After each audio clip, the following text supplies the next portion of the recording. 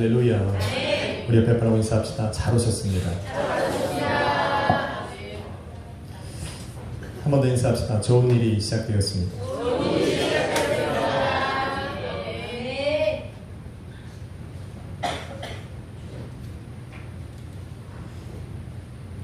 한번 제목을 달려 읽읍시다. 그의 집에 복을 주시니라. 그의 집에 복을 주시니라.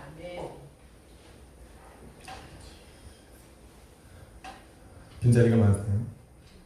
강목사님하고 우리 원사모님이 안 계셔서 그러나? 언약궤가 아비나답의 집을 떠나서 예루살렘의 성으로 들어오고 있었습니다.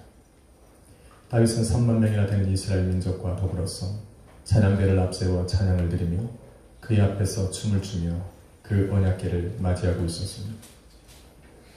그런데 언약궤가 나곤의 타작마당에 이르렀을 때 소가 뛰었고 소가 뛴으로 말미암아서 수레 위에 얹어있던 언약궤가 넘어지기도 했습니다. 아비나답의 두 아들이었던 우사가 수레에서 떨어지라고 하는 그 언약궤를 손으로 받쳐서 넘어지는 것을 봤을 때 성경에 바라보니 하나님께서 그 우사의 행동에 진노하셔서 그를 그 궤 옆에서 죽이셨다라고 기록하고 있습니다.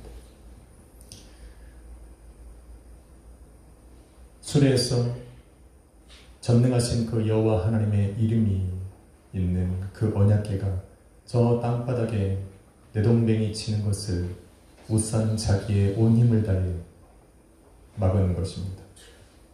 그런데 하나님께서는 왜 그 일에 진노하셨을까? 단순하게 사무엘하 6장을 읽어나가는 사람은 잘 이해할 수 없습니다. 왜 그 많은 사람들이 우사가 잘못해서 하나님께서 그를 죽이셔야만 하는 그런 분을 바라셔야 했을까? 그런 많은 질문들을 던집니다.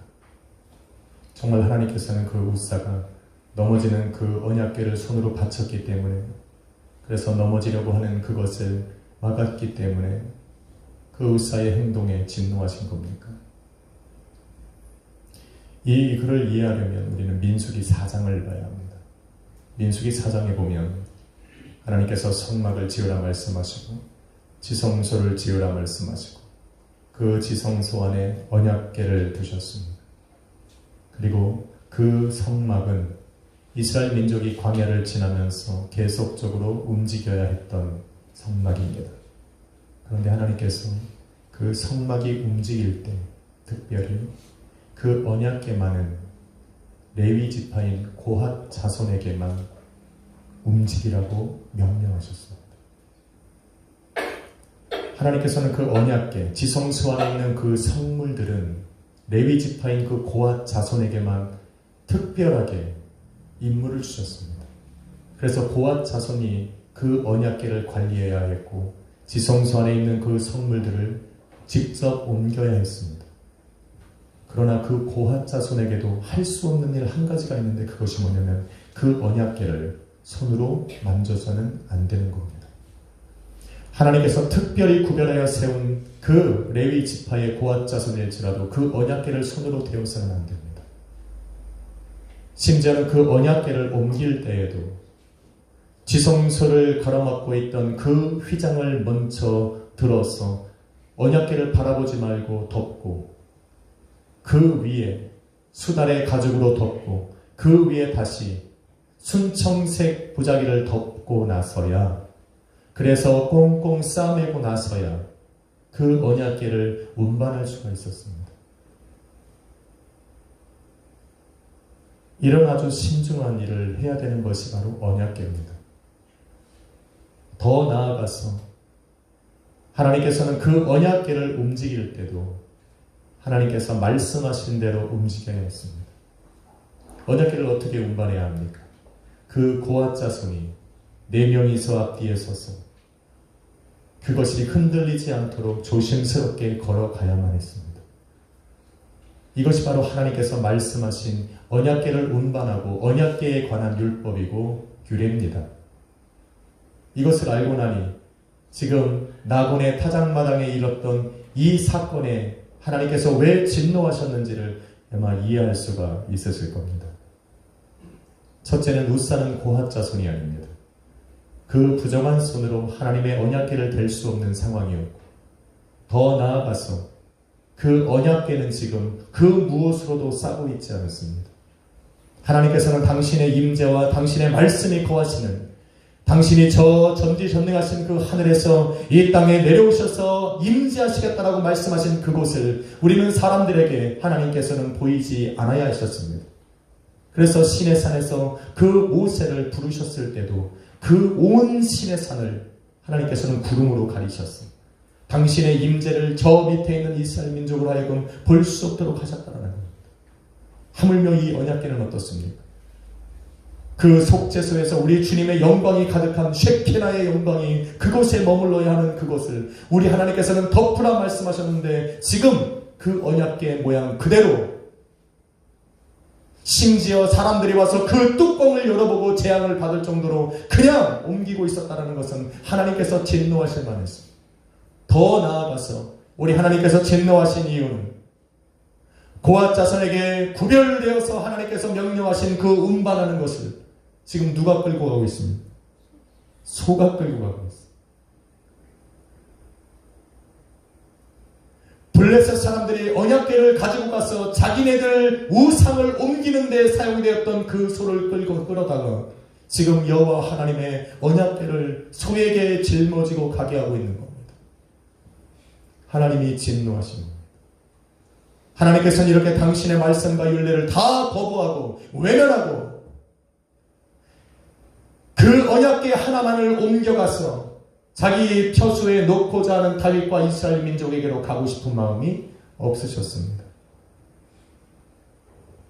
그래서 하나님이 지금 그 나본의 타작마당에서 소의 걸음을 미끄러지게 하셔서 그곳에 땅바닥에 떨어져서 당신의 의지를 지금 보여주고 있는 겁니다. 안 가겠다는 겁니다.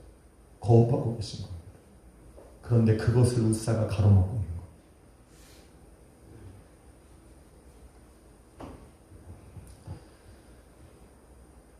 하나님은 살아계십니다. 아멘. 보이지 아니하시는 하나님, 없는 분이 아닙니다. 언약궤는 단순한 다본 신상과 같은 그런 우상의 상자가 아닙니다. 여호와 하나님께서는 분명 그곳에 임재하여 계시는 분이고, 그곳에 임재하셔서 살아있는 말씀을 선포하시는 분이 바로 우리 하나님이십니다. 아멘.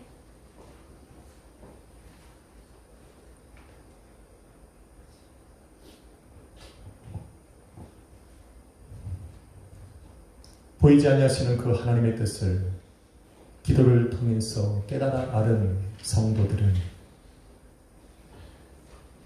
기도를 통해서 발견한 그 하나님의 뜻이 이 땅 가운데 이루어지게 하기 위해서 필요한 것은 바로 믿음입니다. 아멘.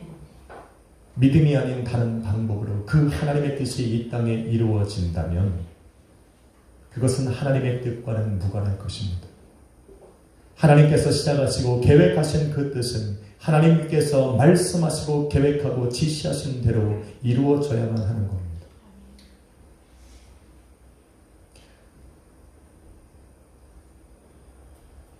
만약에 그런 방법이 아니고서 하나님의 뜻을 우리의 마음대로 이루어 가려 한다면 지금 예루살렘으로 가서 머물러야 하는 그 언약궤를 그 타작마당에서 멈추신 것처럼 하나님께서 우리를 향한 선하고 아름답고 완전하신 그 계획은 사라지는 것이 아니라 보류되어지는 겁니다. 안 가는 겁니다. 하나님께서 진행을 시키지 않는 겁니다. 다윗이 왕이 되고 사울과 그의 가문이 몰락하는 것은 하나님의 뜻에 있었습니다. 사울이 죽어야 다윗이 왕이 된다 할지라도 다윗이 자기의 손으로 사울을 죽여서는 안 되는 겁니다. 그것은 하나님의 방법이 아니었어요. 당시 다윗을 지키고 있던 수많은 사람들은 다윗에게 이렇게 이야기를 했습니다. 우리가 사울을 죽이는 것이 하나님의 뜻일 겁니다. 왜? 하나님께서는 당신을 왕으로 세우기를 원했고 저 사울이 없어져야 당신이 왕이 될 것이니 하나님께서 지금 사울을 죽일 수 있는 기회를 우리에게 주신 것은 그 당신의 뜻을 우리로 하여금 이루게 하기 위함이라고 말합니다. 그래서 기회를 달라는 겁니다. 우리가 2번 칼로 찌르지 않고 한 번에 죽이겠다고 말했어요. 그런데 다윗은 알았어요. 그 방법이 하나님의 방법이 아니라는 걸 알았어요. 그래서 기다리는 겁니다. 비록 그 기다림이 수십 년의 시간을 인내하며 기다려야 하는 그 많은 시간을 내게 더 요구할지라도 다윗은 기다릴 수 있었습니다. 왜? 그 방법이 아니고서는 그 하나님의 뜻이 이루어진들 하나님과 무관하기 때문에 그렇습니다. 할렐루야. 아멘. 그래서 하나님께서 내 삶에 계획하신 그 선하신 뜻을 내 삶에 발견한 그 사람은 하나님께서 인도하시고 원하시는 방법대로 그 일을 마무리 져야 합니다. 안 그러면 보류됩니다. 사라지는 것이 아니에요. 보류됩니다.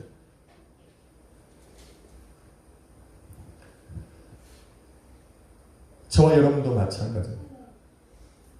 하나님의 뜻을 이루는 데 있어서 하나님께서 말씀하신 방법대로 우리가 행해야 되는 겁니다. 우리가 예배 가운데로 나왔을 때 우리 주님께서 신령과 진정으로 예배하라면 신령과 진정으로 예배해야 합니다. 아멘. 이를 위해서 수많은 제사장들이 준비하는 겁니다. 예배가 거룩하니 그 예배를 거룩하게 드릴 수 있도록 예배자가 준비해야 합니다. 그래서 예배자가 중요한 겁니다. 그래서 예배를 귀하게 여기는 사람에게 하나님께서는 역사하는 겁니다. 아멘. 주일날 시간 되면 들어지는 것이 주일 예배라고 생각하는 사람에게는 it's okay. 그러나 하나님께서 계획하신 그 뜻은 보류됩니다.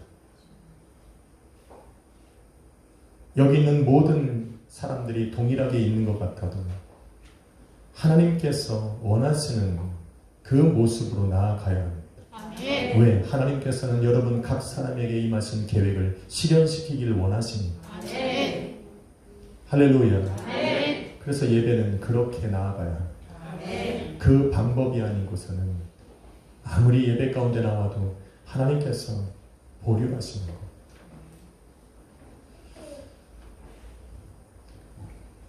결국 언약궤는 예루살렘으로 돌아오지 못하고 가드 사람, 잘 들으십시오. 가드 사람 오벳 에돔의 집에 몇 달을 있습니까? 석 달을 더 머물러야 했어요. 이 석 달 기간 동안에 다윗이 얼마나 그 오벳 에돔의 집에 다시 가서 그 언약궤를 가지고 오고 싶었을까 하는 거예요. 그런데 가지고 올 수가 없었어요.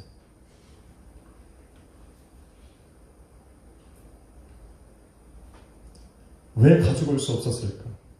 한 번 실수했으니까 두 번째는 잘할 것 아닙니까? 이번에는 조금 더 안전한 소를 준비해서 멋진 술에다가 싣고 조심스럽게 오면 되는 것 아닙니까?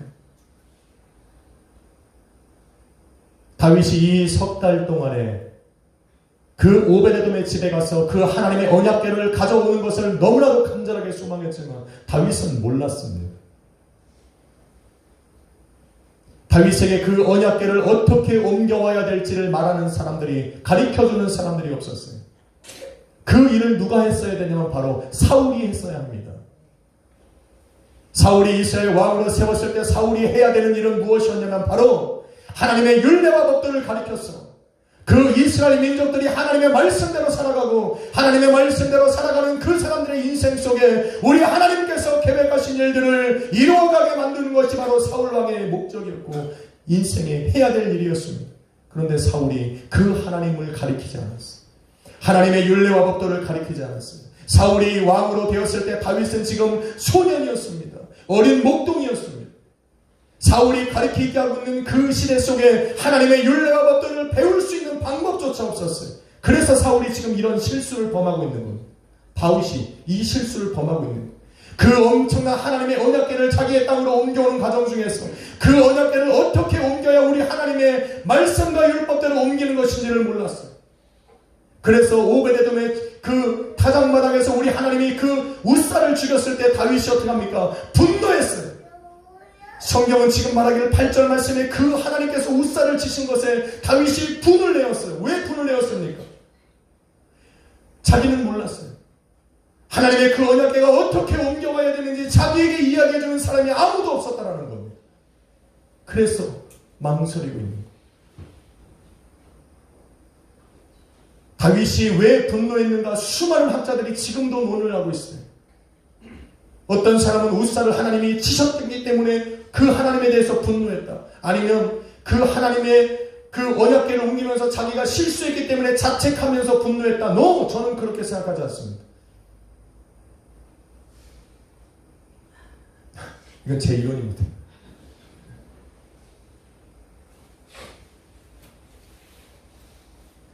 저와 여러분처럼 사무엘 상하스를 뚫어지게 쳐다보고 있는 사람들도 없을 겁니다. 누가 사무엘 상하스를 이렇게 1년이 넘도록 보고 있습니까?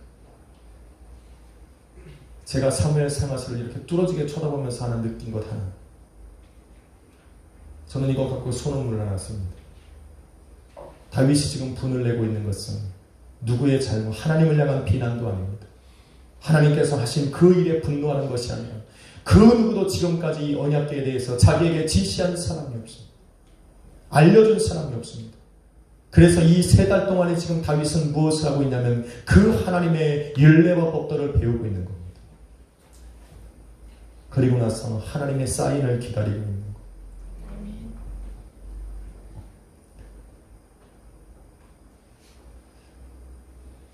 하나님을 그래서 바로 알아야 합니다. 하나님이 어떠한 분이신지, 하나님이 정말 원하시는 것이 내 삶이 무엇인지를 알아야 제대로 하죠. 오베데돔은 가드 사람이라고 이야기합니다. 가드는 어디 땅입니까? 블레셋 땅입니다. 하나님께서 다시 블레셋 땅으로 돌아가신 겁니다. 블레셋에서 와서 아비나답의 집에 왔는데 예루살렘으로 넘어가지 못하고 다시 가드 사람 오베데돔의 집으로 돌아가셨습니다. 언밸런스 아닙니까? 오베데돔은 그러나 블레셋 땅에 살아가지만 누굽니까? 레위 지파의 자손이었습니다. 단지파가 속해 있는 그 가드 지역에 이스라엘 사울이 그 가드 지역을 빼앗겼을 때 그곳에 머물던 레위 지파의 사람이었습니다. 그래서 하나님께서는 그 레위 지파의 집으로 옮겨가신 겁니다. 그래서 율법적으로 문제가 되지 않습니다. 그런데 오베데돔이 레위 사람이었는데 그 여호와 하나님의 언약궤가 들어오는 것을 기뻐했겠습니까? 우사가 그거 한번 이거 잘못했다고 그 자리에서 즉사를 당했는데 그 바로 전에는 뭐 어떻게 됐습니까? 그 뚜껑 한번 열었다가 5만 70명이 죽임을 당하는 모습을 그대로 봤는데 이 오베데돔이 그 언약궤가 자기의 집으로 들어온다는 소리를 듣고 얼마나 두려웠겠습니까? 좀 힘과 권력이 있었으면 거부했을 겁니다. No! 심지어 다윗조차 그 하나님을 두려워할 정도로 그 언약궤는 살아있는 하나님이셨는데 그것을 누가 감히 감당할 수 있었겠냐는 겁니다. 오베데돔이 거부하고 싶었어요. 거부할 수가 없었어요. 그래서 그 언약궤가 울며 겨자 먹기로 자기네 집에 왔어요. 그리고 2 아들에게 맡겼어요. 그런데 재미있는 것은 성경에 바라보니 뭐라고 말합니까? 11절 말씀을 여호와의 궤가 가드 사람 오벳에돔의 집에 석 달을 있는데 여호와께서 오벳에돔과 그의 온 집에 뭐요? 복을 주시니라. 할렐루야.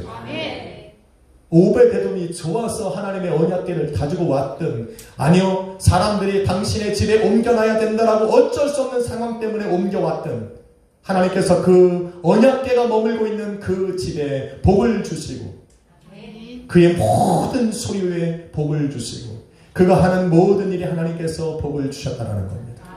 왜 복을 주십니까? 이 이유를 알아야 됩니다. 하나님 왜 복을 주십니까? 할렐루야. 첫 번째 이유는 하나님께서 그곳에 들어가셨기 때문에 복을 주시는 겁니다. 오벳에돔 때문에 준 것이 아닙니다. 오벳에돔에 준 것이 아니라 그 언약궤 때문에 언약궤가 그곳으로 옮겨가서 있기 때문에 하나님께서 복을 주시는 것이고 더 나아가서는 하나님께서 석 달 동안 그곳에 머무셔야 하기 때문에 거룩하고 복되고 은혜로운 장소로 만드신 겁니다. 왜? 하나님께서는 당신이 머무는 그 땅에 거룩하게 하신 그 땅에 밖에 머물 수 없기 때문에 그래요. 그래서 하나님이 머무셔야 하니까 거룩하고 복되게 만드는 겁니다.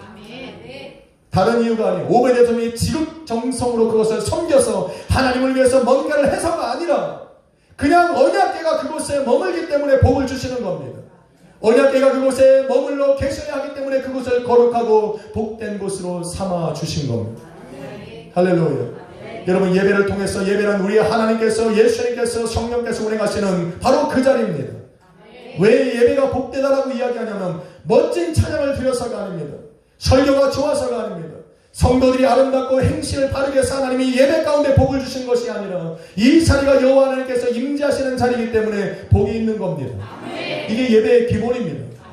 그래서 여호와의 임재하심이 있고 그 자리에 우리가 나와 있는 성도는 복되다라고 선포하는 겁니다. 할렐루야. 여러분의 예배 가운데 매일매일 예배로 살아가는 여러분의 가정이 왜 복됩니까?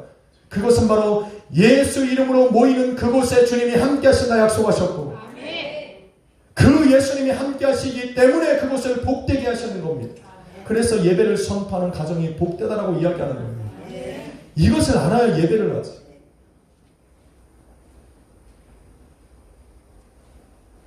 가끔 성도들은 예수 그리스도를 내 삶의 가정의 교회에 모셔드리면서 은혜와 복 받기를 소망합니다. 그런데 이 사람들이 모르는 거 한 가지가 있어요. 성경은 예수 그리스도가 오셔서 내 삶을 복되게 하는 것이 아니라 예수 그리스도 자체가 복입니다. 그 예수님이 거하는 그곳이 복이에요. 예수님이 그 가정에 찾아가시면 그냥 예수님이 복입니다. 왜? 예수님이 거하셔야 하기 때문에 복되게 하시는 겁니다. 예수님이 오셔서 내 삶에 복되게 만드시는 것이 아니라 예수 그리스도 자체가 복입니다. 그래서 예수 그리스도가 내 안에 찾아오셔서 나를 성전 삼으실 그때부터 시작해서 우리는 이미 복된 자녀로 살아가는 겁니다. 할렐루야.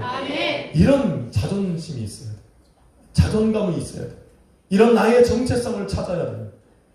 주님이 계시기 때문에 내가 찾아갈 수 있는 것이고 주님이 계시기 때문에 내가 기도할 수 있는 것이고 할렐루야. 주님이 오셔서 내 삶에 무엇인가를 하기 이전부터 예수님께서 내 삶에 들어오셔서 내 삶의 주인이 되시는 그때부터 나는 이미 복된 사람입니다. 이걸 알아요. 그래서 오베데돔의 집에 우리 하나님께서 역사하시고 함께 하시기 때문에 그곳이 이미 복을 받은 겁니다. 하나님이 함께 하시는 그곳은 이미 그 자체가 복된 겁니다. 하나님이 함께 하실 때에 메마른 광야에서 양식이 끊이지 않는 겁니다. 하나님이 함께 하시는 삶을 살아가는 그 사람에게 홍해와 같은 그런 문제들이 갈라지는 겁니다. 예수님이 함께 하시니까 그 바람과 풍랑이 잠잠해지는 것이고 예수님을 만난 사람이 그 병에서 지원받는 놀라운 역사를 경험하는 겁니다. 할렐루야. 더 해볼까요? 예수님을 만나니 문둥병에서 고침을 받는 겁니다. 예수님을 만난 사람이 눈뜬 장님이 앞을 보게 되는 역사를 일으키는 겁니다.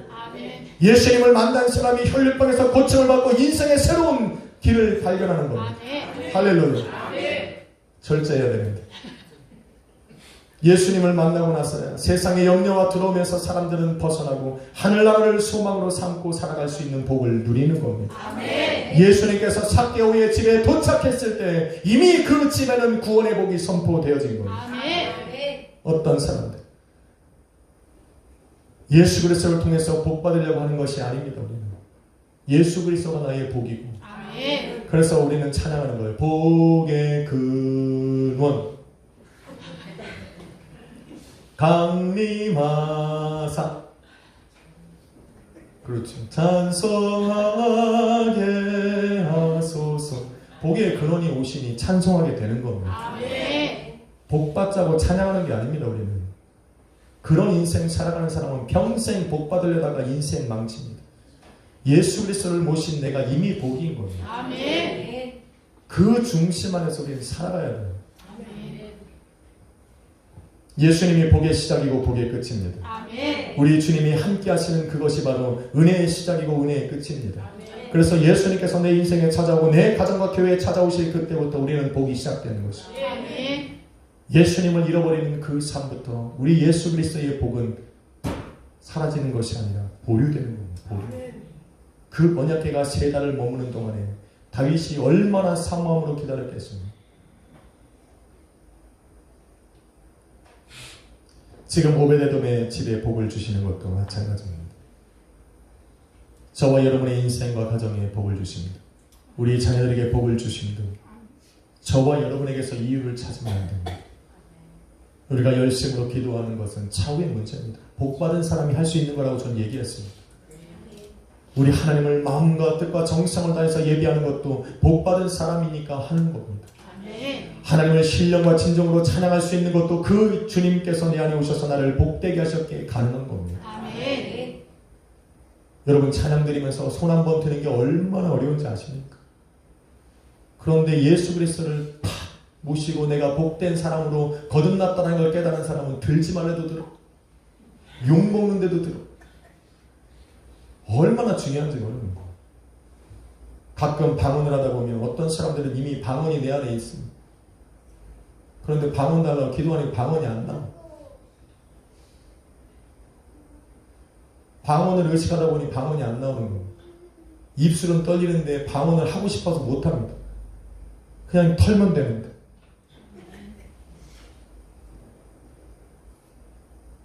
간증은 금요일 날 해야 되니까 지금 절제하겠습니다.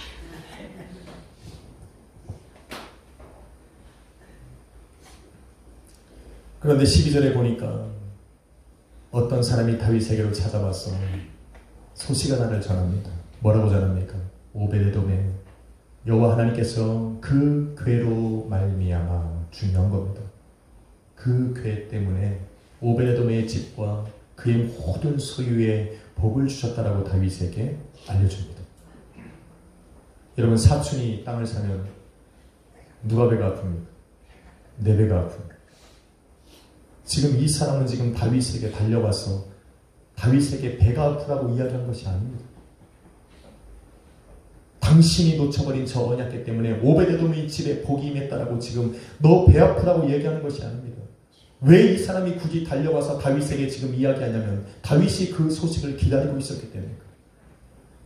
이제는 하나님의 말씀을 알았고 하나님의 말씀과 율례대로 그 언약궤를 옮겨올 수 있는 모든 것을 자기가 알았기 때문에 그거대로 할 수 있는 준비가 되었는데 하나님의 사인을 기다리고 있습니다. 하나님이 이제 당신에게로 당신이 있어야 할 그곳으로 내가 준비되었고 너는 나를 만날 준비가 되었다는 것을 하나님이 알려주실 기회를 찾았는데 그것이 바로 오베데돔에 하나님이 복을 주셨다는 걸 알게 된 겁니다. 아멘. 하나님이 진노하심을 바꿔서 그의 마음을 변화시키셔서 오베데돔의 집에 복을 주셨다는 것은 그 마음을 부르셨다는 것. 그래서 그 이야기를 들은 다윗은 그 오베데돔에 베푸신 그 은혜 때문에 오베데돔이 그 언약궤로 말미암아 복을 받았다는 것을 질투하는 것이 아니라 기뻐하고 찬양한 겁니다. 그래서 다시 한번 이스라엘 민족들을 데리고 그곳으로 가서 이제는 정말 하나님이 말씀하시는 대로 그 언약궤를 가져오는데 이제 어떡합니까? 13절 말씀에 한번 보면 뭐라고 말합니까? 여호와의 언약궤를 맨 사람들이 라고 말합니다. 이제는 더 이상 소에게 끌려서 언약궤가 돌아오지 않습니다. 이래야 되는 겁니다. 이제는 하나님이 무엇을 기뻐하시는지를 다윗이 깨달은 거예요. 그래서 고라 자손을 불러다가 그 하나님의 언약궤를 똘똘 싸고 그 언약궤를 앞뒤 좌우에서 둘러매고 6걸음을 가면 소와 살찐 송아지를 잡아도 여호와 앞에 제사하고 다시 제사가 끝나면 6걸음을 가서 그곳에서 제사하고 그 오벳에돔의 집에서부터 시작해서 예루살렘에 이르기까지 얼마나 많은 제사를 드리며 그 하나님을 데리고 왔을까? 우리는 맨날 솔로몬이 드렸던 1000번 제사만 기억하지 이 오벳에돔의 집에서 가드라는 이 지역에서 예루살렘까지 오면서 다윗이 드렸던 제사는 기억하는 사람도 없습니다. 그 거리가 얼마나 되는 줄 아십니까? 소 한 마리 줄이자고 보폭을 크게 했겠습니까? 아니요. 다윗은 거기에서 하나님이 기뻐하셨던 그 솔로몬의 1000번제와 같은 그 제사를 하나님 앞에 드렸습니다. 그리고 나서 그 언약궤가 다윗의 집으로 들어온 겁니다. 사랑하는 성도 여러분, 하나님께서 그의 집에 복을 주시니라. 어떤 복을 주십니까? 당신이 가신 겁니다. 그것이 복이에요.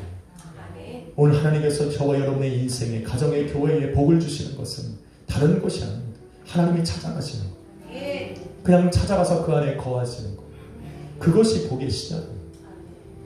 하나님께서는 그곳에 머물 수만 있다면 그 가정에 거룩하고 복되고 은혜롭게 만드실 수밖에 없어요. 왜? 하나님이 머무셔야 하니까. 이 원리를 알아야 돼요. 하나님이 내 가정에 복 달라고 기도하기보다 하나님 내 가정에 들어올 준비를 해야 돼요. 하나님을 맞이할 준비를 해야 돼요. 그러나 내가 구하고 되는 것이 아니라 하나님의 말씀대로 해야 돼요. 그것이 바로 신령과 진정으로 나가라는 겁니다. 형식으로 이 자리에 앉아있지 말라는 얘기입니다. 오늘 한 번의 예배가 여러분의 인생을 바꿀 수도 있지 않겠습니까? 오늘 한 번의 예배가 틀어졌던 보류되었던 그 하나님의 복이 다시 시작되어지는 기회가 될 수도 있지 않겠습니까? 다윗처럼 석 달을 여러분이 기다리고 있는 사람이 있다면, 하나님의 사인을 기다리고 있는 사람이 있다면 멈추십시오. 뭘 멈춥니까? 기다리는 걸 멈추라고. 우리 하나님은 여러분을 하나님의 자녀로 택하실 그때부터 여러분을 향하여 온유하고 사랑하고 근육한 마음으로 기다리고 있어요. 하나님 앞에 언제 나아가면 될까 고민하지 말고 가라는 얘기입니다. 하나님을 찾으라는 겁니다. 하나님이 날 언제쯤 나를 받아주실까 염려하지 말라는 겁니다. 왜? 예수 그리스도를 이 땅 가운데 보내실 때부터 시작해서 우리 하나님의 마음은 사랑으로 열려있거든. 그러니까 가라는 거예요. 오늘 이 시간이라도 우리 하나님을 간절히 찾고 부르짖으며 그 하나님 앞에 신령과 진정으로 나아가라는 겁니다. 그래서 천국은 침노하는 자의 것을 어떻게 이해하고 계십니까? 아니요, 침노하라는 거예요. 그 하나님을 여러분 취하라는 겁니다. 사단이 가로막고 모든 악한 영들이 내 삶을 가로막을 때 우리는 그들과 싸워서 우리 하나님 안에 있는 그 복을 예수 그리스도를 여러분의 인생의 중심의 가정에 모셔가라는 겁니다. 이 역사를 이루라. 그날이 오늘일지어다.